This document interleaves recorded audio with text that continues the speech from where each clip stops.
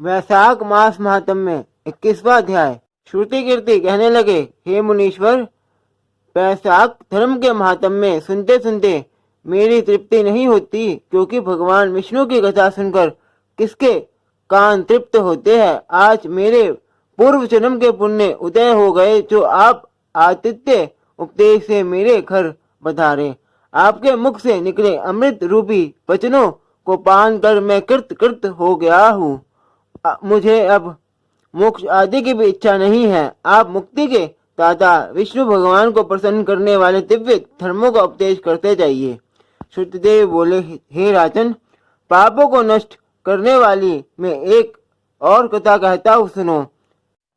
पंपा तीर का निवासी शंख नाम का एक ब्राह्मण सिंह के बृहस्पति में गोदावरी के किनारे आया और भीम नदी के पार कांटे युक्त पहाड़ी वन में गया, जहाँ चल ना था ना मनुष्य। वह दोपहर के समय एक वृक्ष के छाया में बैठ गया।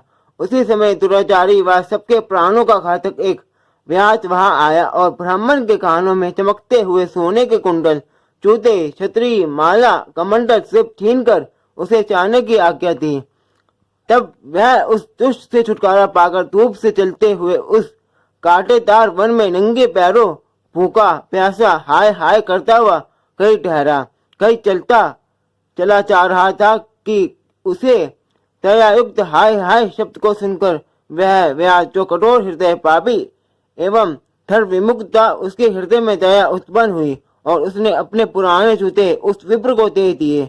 पुराने जूतों को पहनकर वह अति सुखी हो उस व्यास को आशीर्वाद देने लगा कि तूने वैशाख मास में जूतों का दान किया है, अतः तुम्हारे पुण्य उदय हो गए हैं, क्योंकि ऐसे दान से भगवान हरि पापी व्यास से भी प्रसन्न हो जाते हैं। ब्राह्मण से इस प्रकार आशीर्वाद सुन व्यास विस्मय से कहने लगा, हे ब्राह्मण देवता, मैंने आपसे ली हुई वस्तु आपको लौटाती है, इसमें आशीर्वाद की कौन सी बात है? और जो आपने वैशाख मास व हरि की प्रशंसा की, तो ये वैशाख और हरि कौन है तथा उनका क्या फल है? ऐसे व्यास के वचन सुनकर ब्राह्मण शंख विचार करने लगा कि सब कर्मों का फल जन्मांतर में मिलता है। अतः ब्राह्मण बोला, हे व्यास, तुमने मुझको ताप नाश करने वाले जूते ज्ञान दिए हैं, इससे तेरे पूर्व जन्म के पुण्य उदय हो गए हैं। भगवान तुम पर प्रसन्न है। उसी समय मृत्यु द्वारा कल्पित सिंह व्यास के वध के लिए दौड़ता हुआ आया, परंतु बीच में देव कल्पित हाथी को देखकर पहले उसको मारने का उद्योग करने लगा।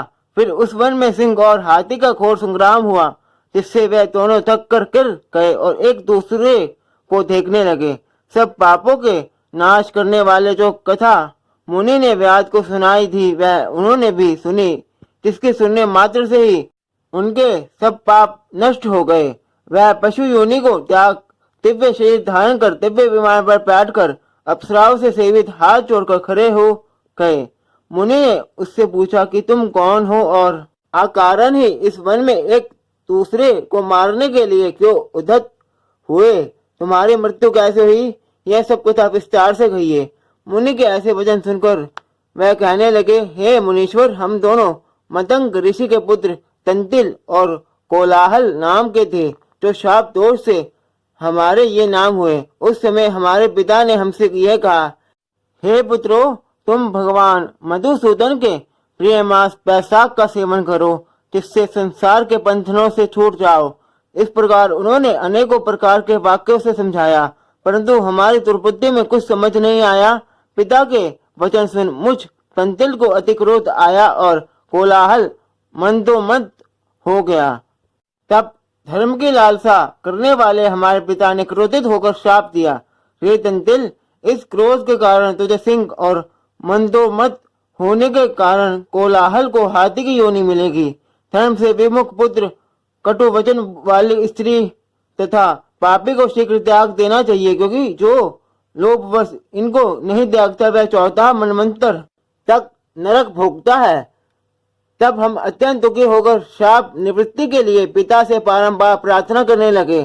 तब उन्होंने कहा कि तुम दोनों जब पशु योनि में एक दूसरे को मारने के लिए उद्धत होंगे, उस समय प्याद और शंख का वैशाख धर्म विषयक संवाद तुम्हारे कानों में पड़ेगा उसी समय तुम्हारी मुक्ति हो जाएगी।